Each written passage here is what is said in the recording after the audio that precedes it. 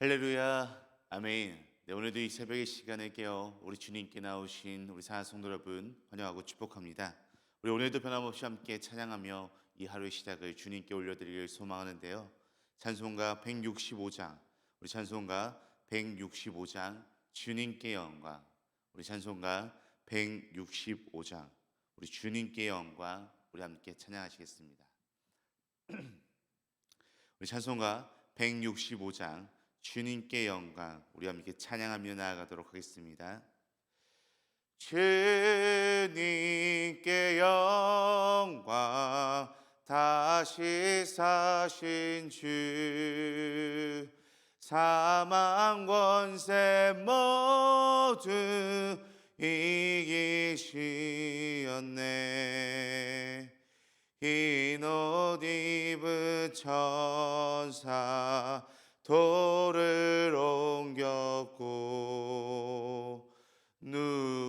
누우셨던 곳은 비어 있었네. 주님께 영광, 다시 사신 주, 사망 권세 모두 이기시었네. 부활의 주님 나타나시사 두려움과 의심 물리치셨네. 주의 교회 기뻐 찬송하여라. 다시 사신 주님 죽음 이겼네. 주님께 영광, 다시 사신 주, 사망 권세 모두 이기시었네. 생명의 임금, 영광의 주님, 주님 없는 삶은 헛될 뿐이라. 주의 사랑으로 세상 이기고 요단 건너 본향 가게 하소서. 주님께 영광, 다시 사신 주, 사망 권세 모두 이기시었네.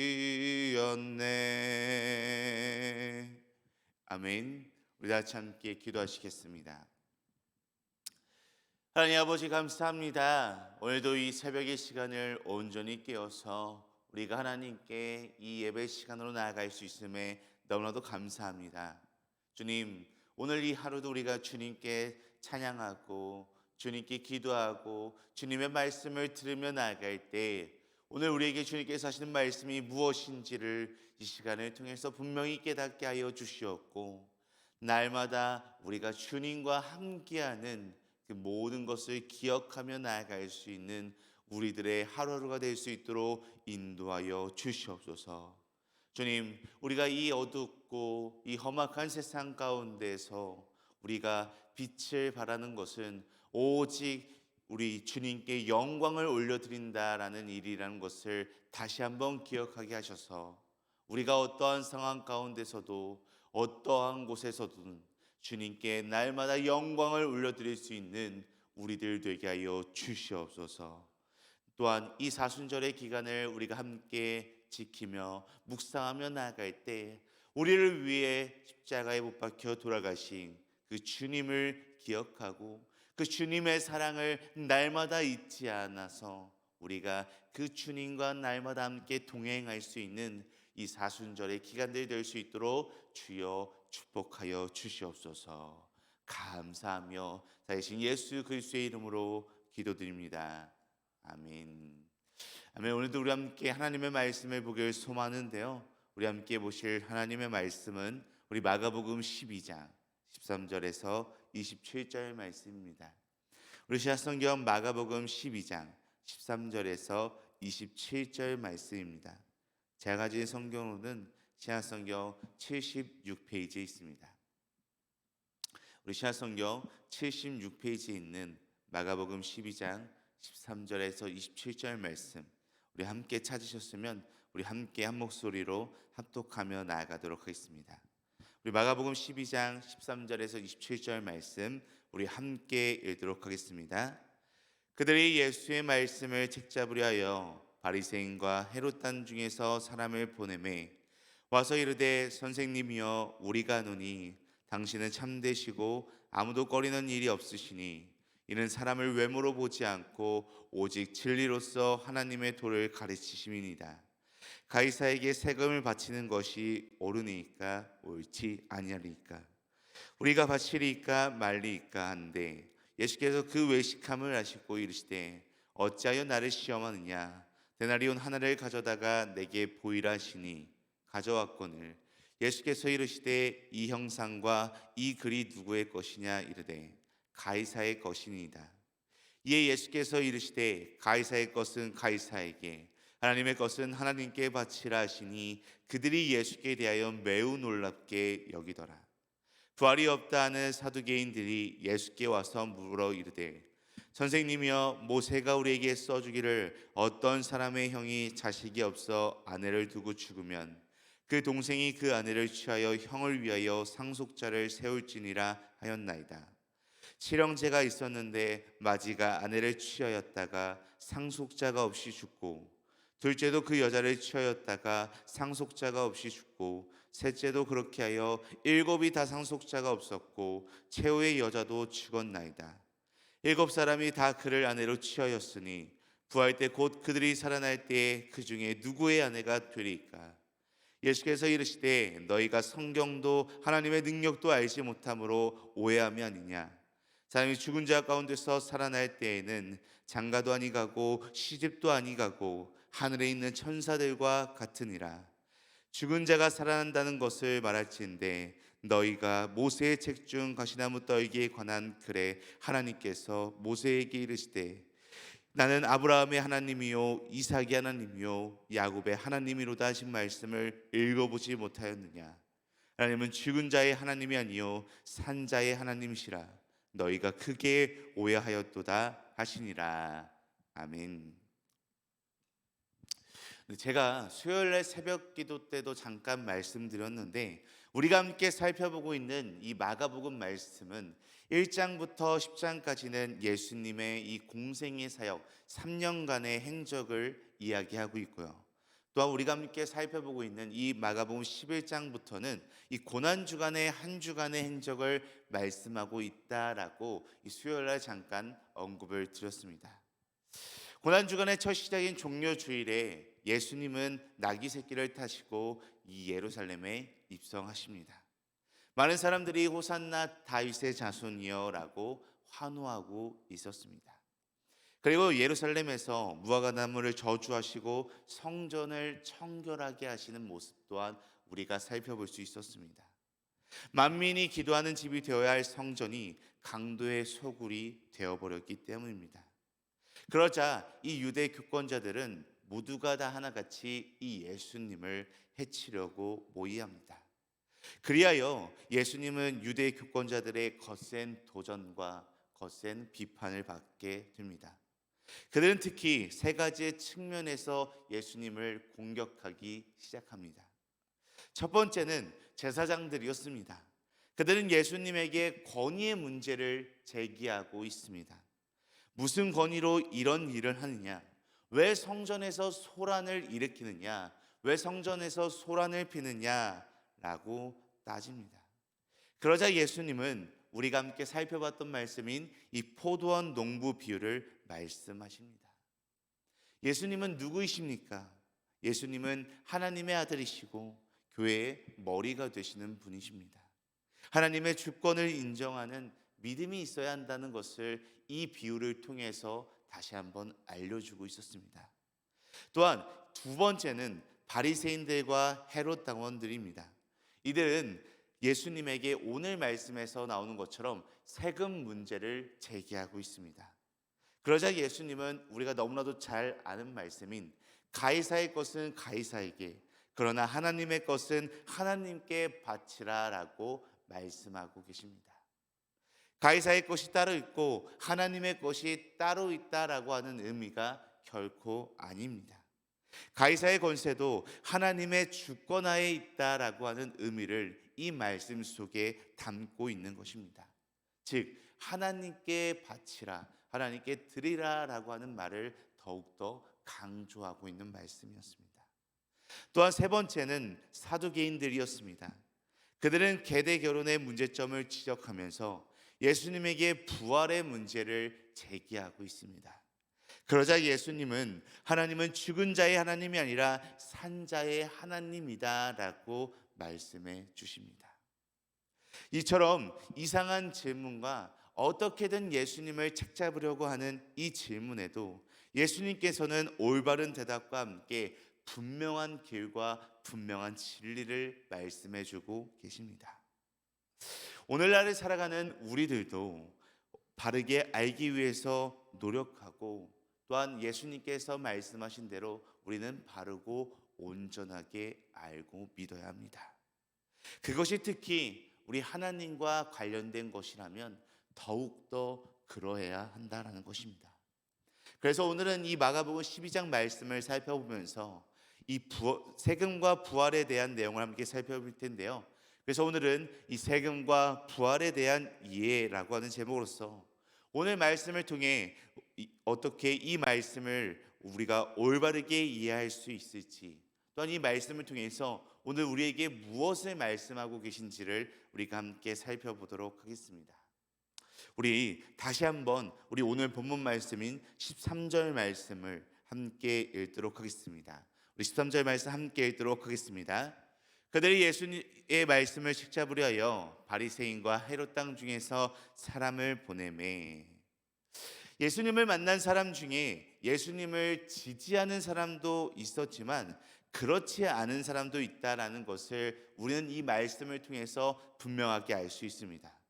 오늘 본문 말씀을 우리가 방금 읽은 13절 말씀을 보게 되면요, 처음에 그들이라고 하는 말로 시작되는데요. 그들이라고 하는 말은 바로 대제사장, 서기관들, 장로들, 계속해서 엉뚱한 질문을 하고 있는, 또 예수님을 어떻게든 책잡으려고 예수님을 쓰러뜨리기 위해서 질문하는 사람들의 이야기가 우리가 어제 살펴봤던 말씀에 이어서 오늘 말씀에도 계속 이어지고 있습니다. 그러면서 그들은 이런 질문을 오늘 예수님에게 던지고 있습니다.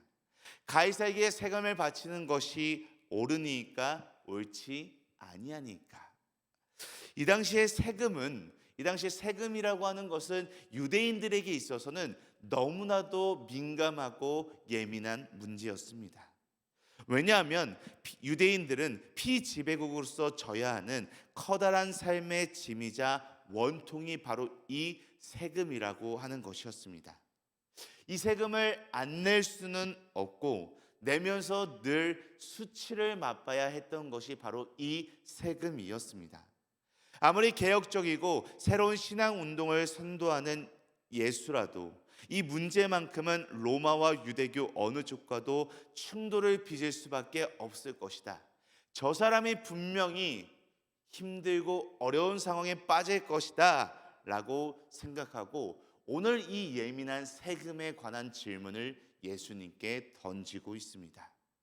하지만 그러한 사람들을 향해 예수님께서는 매우 어렵게 여겨지는 것 같은 이 질문에 대해서 너무나도 쉽고 명쾌하게 말씀해 주십니다. 우리 이어서 오늘 본문 말씀 17절 말씀, 우리 17절 말씀 함께 읽도록 하겠습니다.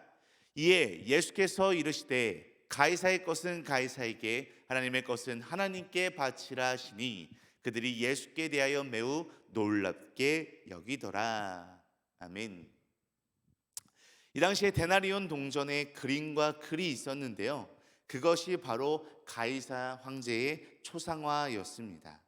그리고 그에 대한 글이 적혀 있었습니다. 거기에 대해서 예수님께서는 그렇다면 이것은 가이사의 것이니 가이사에게 주라라고 말하는 것입니다. 하지만 결코 그것으로 끝나는 것이 아니라 하나님의 것은 하나님께 드려라라고 말씀하고 있습니다. 자, 성도 여러분, 모든 것의 주인은 다 하나님이십니다.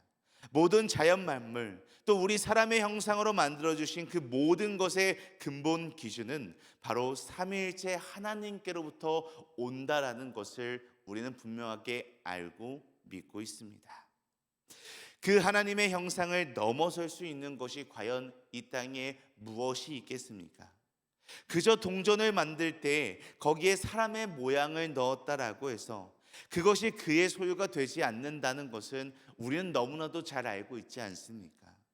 하지만 우리 안에 있는 하나님의 형상을 우리가 어떻게 없앨 수 있겠습니까? 이스라엘 사람들에게 예수님께서는 오늘날 이 말씀을 통해서 분명하게 말씀해 주고 있는 것입니다. 그들의 오해를 이해로 바꿔주시는 아주 중요한 해답을 이들에게, 진리의 말씀을 이들에게 이야기해 주고 있는 것입니다. 성도 여러분, 우리는 모든 것이, 우리의 모든 것, 아니 이 땅의 모든 것이 다 하나님의 것임을 인정할 수 있어야 합니다. 모든 것이 하나님의 것이니 모든 것이 하나님께 바쳐져야 하는 것도 또한 너무나도 당연하다라는 것을 우리는 인정해야 한다라는 것입니다. 하지만 우리는 자꾸 이 세상을 살아가면서 그런 생각을 먼저 하는 것이 아니라 내 것이 먼저 되는 그러한 경험을 너무나도 많이 하고 또한 내 것에, 내 이익에 집중하려고 합니다. 하지만 우리가 이 세상을 살아갈 때 그런 탐심의 마음들을 내려놓고 모든 것이 하나님께로부터 왔음을 인정하며 우리 안에 특별히 하나님의 형상이 담겨져 있다는, 우리 안에 날마다 하나님께서 함께 하신다는 이 믿음을 가지고, 이 확신을 가지고 날마다 살아가야 한다라는 것입니다. 또한 이어서 계속해서 예수님에게 자꾸 이상한 질문을 하는 그들의 마음 속에는 어떤 것들이 있었던 것일까요? 그들은 도대체 어떤 마음을 품고 있었기에 이렇게 예수님에게 얼토당토 되지 않는 질문들을 하고 있었던 것일까요? 그들에게는 예수님을 무시하는 교만이 있었고요. 하지만 백성들에 대해서 두려워하는, 어쩌면 이런 두려움도 있었습니다. 그리고 예수님이 우리가 하는 질문에 너무나도 명쾌하게 잘 빠져나가서 이 예수님에 대한 분노가 점점점 더 커졌을 수도 있습니다. 그래서 그들은 어처구니 없는 또 하나의 이야기를, 가정을 만들어서 예수님께 다시 한번 질문을 합니다. 무슨 질문이었습니까? 우리 오늘 본문 말씀 19절 말씀, 우리 19절 말씀 함께 읽도록 하겠습니다. 선생님이여, 모세가 우리에게 써주기를 어떤 사람이 형의 자식이 없이 아내를 두고 죽으면 그 동생이 그 아내를 취하여 형을 위하여 상속자를 세울지니라 하였나이다. 아멘. 네, 이것은 이 형사취수죄라고 해서 형제가 그 후손을 내기 위해 그 형제의 아내를 취해 자녀를 낳게 한다라는 것을 의미하고 있습니다. 그래서 이들은 이 형사취수죄라는 것을 이용해서 어떤 하나의 허구의 이야기를 예수님께 예를 들어서 질문하고 있습니다. 하지만 예수님께서는 그 얼토당토 않는 이 이야기 질문에 명확하게 또한 답을 해주고 있는 것을 살펴볼 수 있습니다. 예수님께서는 그들에게 오해했다라고 하는 말을 명확하게 얘기하시면서 그들이 왜 오해했는지에 대한 이유를 분명하게 말씀해 주고 있습니다. 그 이유는 바로 가장 근본적인 이유인 그들이 성경을 바르게 알지 못했다라고 하는 것입니다. 그들이 성경을 바르게 알지 못했기 때문에 그들은 오해하고 자기들 마음대로 생각했던 것입니다. 이것을 오늘날 살아가고 있는 우리들에게, 신앙생활을 하고 있는 우리들에게 적용시킨다면 우리 또한 성경을 바르게 하는 믿음의 삶을 살아가야 한다라는 것입니다. 성경을 읽지도 않고 성경을 그저 들은 이야기로만 깨닫고 그것을 내가 아는 것처럼 여기는 것은 너무나도 잘못된 것이라는 것입니다. 이런 우스개 이야기가 있습니다. 성경을 덮어놓고 믿지 말고 펴놓고 믿어라 라고 하는 이 재밌는 이야기가 있습니다. 지금 하나님의 말씀은 펴서 읽어야 되는 말씀입니다. 이 성경책을 펴야지만 우리가 하나님의 말씀을 읽을 수 있는 것입니다. 그것이 내 속에 들어가 새겨질 때까지 그 말씀을 끝까지 읽어내는 것, 계속해서 그 말씀을 읽어내는 것, 그것이 가장 아름다운 하나님의 말씀을 우리가 대하는 아주 아름다운 태도일 것입니다. 그렇다면 하나님의 말씀인 성경을 오늘 예수님께서 말씀하신 대로 바르게 알기 위해서는 과연 어떻게 해야 되는 것일까요? 성경은 명심보감이다라고 하는 말이 있습니다. 여기서 명심보감이라고 하는 말은 우리가 잘 아는 밝을 명자의 명심보감이 결코 아닙니다. 이것은 새로운 말로 새길 명자의 명심보감을 뜻합니다. 즉 성경은 마음에 새겨야 보배가 되는 책이다라는 뜻입니다. 하나님의 말씀을 우리의 마음속에 계속해서 새겨 넣을 때 하나님의 말씀을 묵상하고 하나님의 말씀을 깊이 이해하여서 우리의 마음속에 차곡차곡 그 말씀이 새겨져 나아갈 때 우리는 하나님의 말씀이 주는 참된 의미를 온전하게 깨닫게 될 수 있습니다. 하지만 하나님의 말씀이 우리의 마음에 새겨져 있다 할지라도 우리는 또 하나를 바르게 알지 못하면 오해할 수밖에 없게 되는데요. 그것은 바로 성령 하나님으로 말씀을 함께 묵상해야 한다라는 것입니다. 성경과 하나님의 능력을 체험할 수 있게 하는 것은 바로 성령 하나님의 능력이라는 사실을 우리가 분명하게 기억해야 합니다.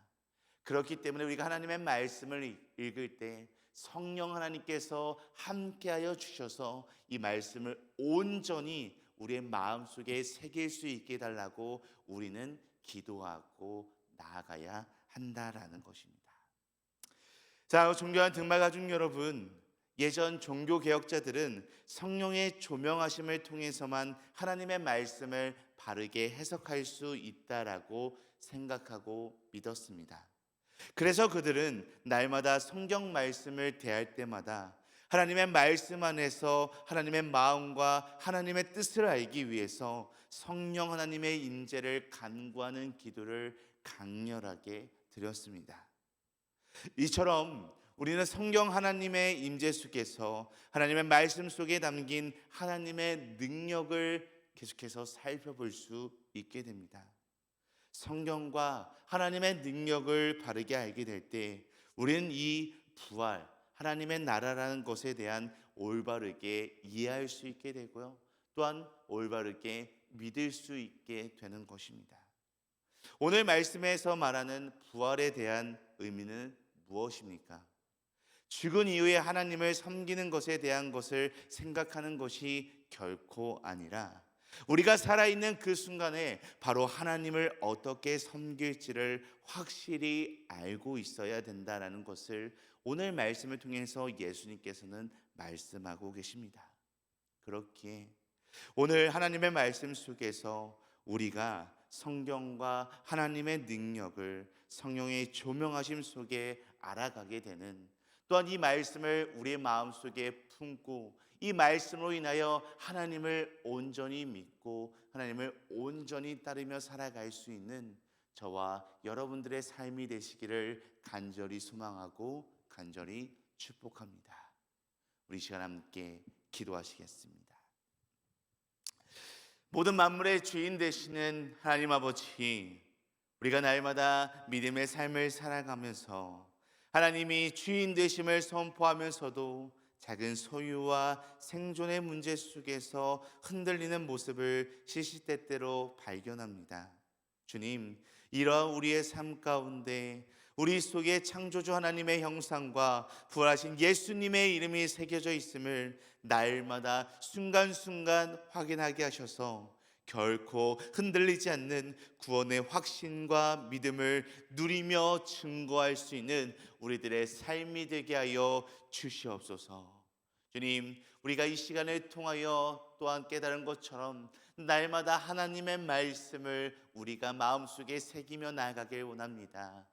또한 하나님의 말씀을 새기며 나아갈 때 날마다 성령 하나님께서 임재하여 주셔서 이 말씀이 우리 안에 온전히 거할 수 있고 이 말씀이 우리의 삶에 가득하여서 우리가 오직 하나님의 말씀으로 인하여 살아갈 수 있는 우리들의 거룩한 삶이 될 수 있도록 주여 함께하여 주시옵소서. 감사하며 언제나 어디서나 우리와 함께 하시는 살아계신 예수 그리스도의 이름으로 간절히 기도드립니다. 아멘. 하늘에 계신 우리 아버지여, 이름이 거룩히 여김을 받으시오며 나라가 임하시오며 뜻이 하늘에서 이루어진 것 같이 땅에서도 이루어지이다. 오늘 우리에게 일과 양식을 주시옵고 우리가 우리에게 죄 지은 자를 사하여 준 것 같이 우리 죄를 사하여 주시옵고 우리를 시험에 들게 하지 마시옵고 다만 악에서 구하시옵소서. 나라와 권세와 영광이 아버지께 영원히 있사옵나이다. 아멘. 아마 오늘 우리 함께 이 새벽의 시간 우리 두 가지 기도 제목을 놓고 함께 기도하며 나아가길 소망합니다. 우리 함께 기도할 때 첫 번째, 우리의 모든 것의 주인 되시는 하나님께 우리의 마음과 생각과 우리의 모든 삶을 올려드리는 믿음의 삶을 살아가게 하여 주시옵소서라고 함께 기도하시겠습니다.